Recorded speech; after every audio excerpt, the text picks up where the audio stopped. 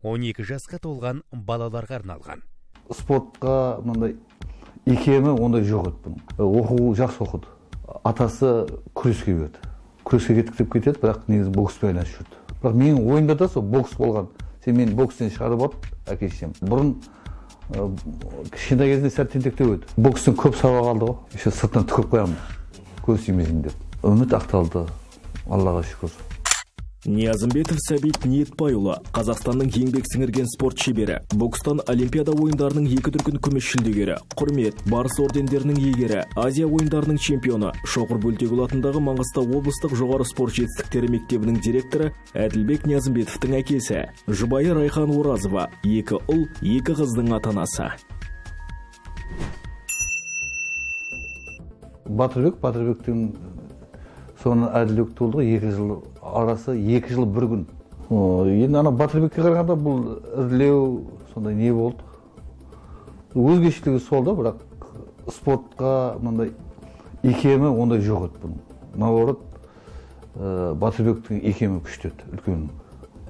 Ол сәл шүстерлі қимылдайтын еді. Мынау ауыр мінезді бір ірденелі адам болды. Кішкентай кезінде. Балалық шағы енді кәдімгі балдардай болып, оқуына бар, нетіп жүрді. Оқу жақсы оқыды. Сол мектепте оқығанда да тек 5 алып келетін. Бір классында бірге оқитын бір қызбен екеуі 5 алысып жарысқан ғой. Сонда бір күні ана қыз бір күндік неден 3-5 алған, бұл 2-5 алған. Басқа сабақта бітіп қалғанда шығып 5 алайын десе жоқ сабақ. Жаңа ең соңғы апайына жалынған жаңағы сабақ беріп жатқан апайына да жаңа бір 5 қойып жібере қойыңызшы деп. Не деп қоямын деген? Сен жауап бердің, үй тапсырмада саған 5 қойдым. Енді неге қоямын деп. Сөйтіп апа ана қыздан қалып баратын бір 5 қойып жібере қойыңызшы деп қоймаған. Сосын жақсы пол жуатын су әкеп бер деді қыздарға деп. Жақсы әкеп берем деп, суын әкеп беріп, және бір 5 алып, теңдескен қызықтары бар сондай. Бірақ қайтпайтын еді сол өзінің несі, мінезі сондай. 7-ші кластың орталарынан бастап атасы күреске берді. Күреске барып жүріп, күрес ұнаған жоқ.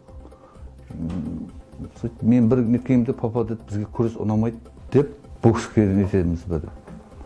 Соны менің таныстарым бар еді, тренерлер. Соларға жаймен айтып, атасынан білмейді, күреске кетіп кетеді, бірақ негізі бокспен айналысып жүрді. Кейіннен білді, сен көздеріне жаңа не түскеннен кейін, фингал, анамы түскеннен кейін барып біліп қойды. Енді өздерінің жақсы көрген несі болса бара қойсын деді. Сөйтіп сонымен бокспен айналысып кетті. Тренері Рашид Сейітов деген жігіт жақында Жизақ қаласында жарыс бар деп. Бірақ баруына, жатақханасына барып келуіне, жол кірейіне бәріне өзім істен деді.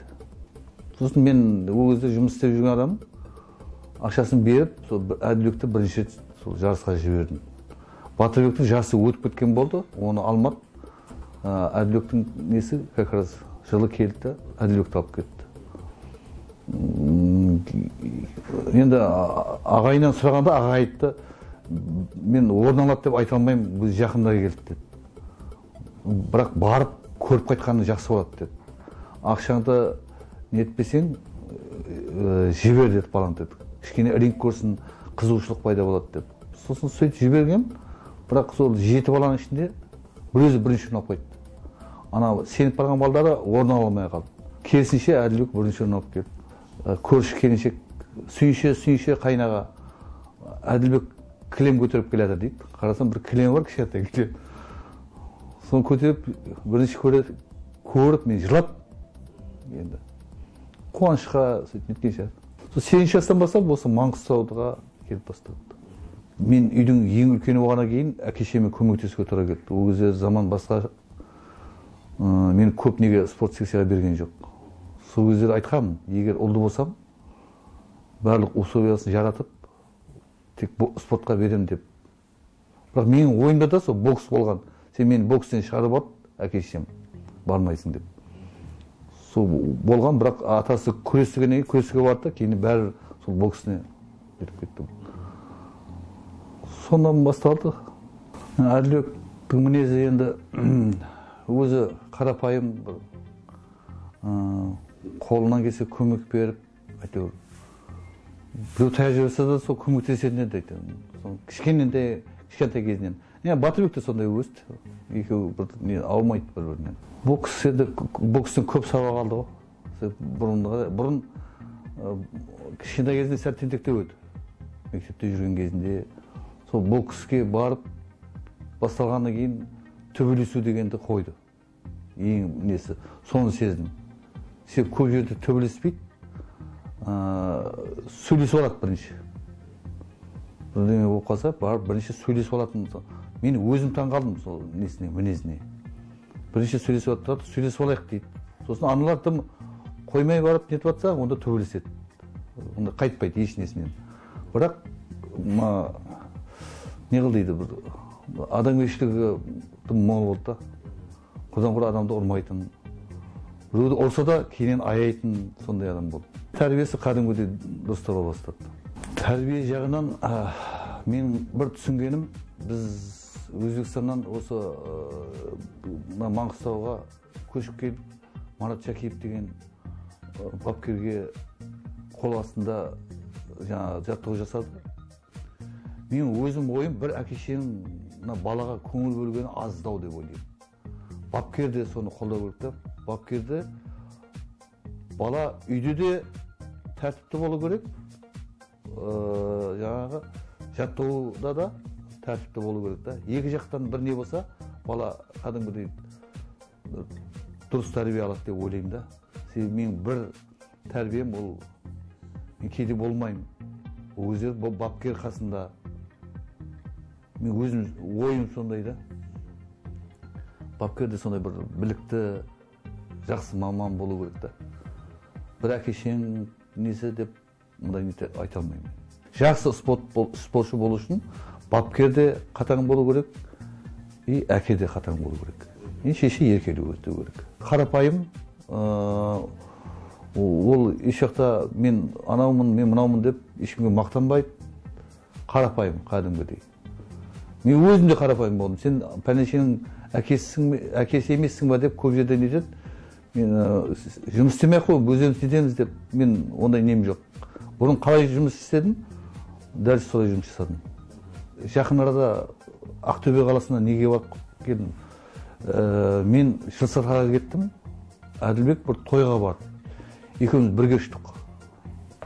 Ақтаудан Ақтөбеге. Сонда бір алдымызда кетіп жатқан бір шал кісі аяғы нетіп қалды ма, жүре алмай қалды, кішкене нетіп болып. Әділбек барды да ана шалды сүймеледі да, артынан барды. Сосын мен қолымдағы портфелін алдым. Жаңа шалды күту залына дейін, өзінің күтіп тұрған адамына дейін самолеттен біздер жетектеп бардық. Әділбек жетектеп жүрді, мен портфелін ұстап жүрдім. Кейін жаңа шал, рахмет бала, бақытты бол, жасың ұзақ болсын деп өзінің нелерін айтып жатыр да, жақсы сөздерін да. Кейін мен ойлаймын да, ол шал кім апарып тастағанда білмейді ғой деймін да. Сол кезде өзімнің неме бір баламның несіне соны мақтанып өзімше нетіп қоямын. Еще сыртынан түкіріп қоямын, көз тимесін деп. Сондай қасиеттері бар. Баланы өсірді, енді мен біреулерге бір ақыл беру бір не шығар. Мен өзім қатаң болдым. Шешесі, енді ана ғой енді қанша айтқанмен. Шешесі аймалайды. Мен қатаң болдым. Бір неден жаттығудан қалып қойса, сабағына бармай қалса, онда мен аямайтын едім. Екеуінде, ер балдан. Қыз балдан да наоборот еркелетіп өсетін. Аналарға қатаң болдым. Енді біреулерге айта алмаймын, сіздер балданызды қатаң болың анамау деп. Просто өзімнің басына өткенін айтып жатырмын да. Сондай болдым, может, соның арқасында может кішкене не болған шығар деп ойлаймын. Бетіме қарауға қорқатын еді олар. Ол спорттан ұтылып қалса, жылап келетін еді, ұтылып қалдым деп. Ішімнен аяп тұрам баламды, бірақ балама көрсетпейтін едім аяп тұрғанымды. Енді осыған берген тәлім тәрбиеміз менің, мына бапкерінің, сол неміз құр кетпеген деп ойлаймын. Себебі біздің немізбен біз қалай неттік. Мен Әділбектің қазір бокс қойғанына бірталай болды. Бәрібір баяғы қарапайымшылығы, баяғы несі адамға қатты сөйлемейді. Мен өзім ойлаймын, сол бәрі сол әке-шешенің тәрбиесі ау деп сөйдеп ойлаймын. Бір жағынан бапкердің тәрбиесі, үміт ақталды, Аллаға шүкір. Қазір 2 бөпесі бар, соларды бағып отқан жайымыз бар.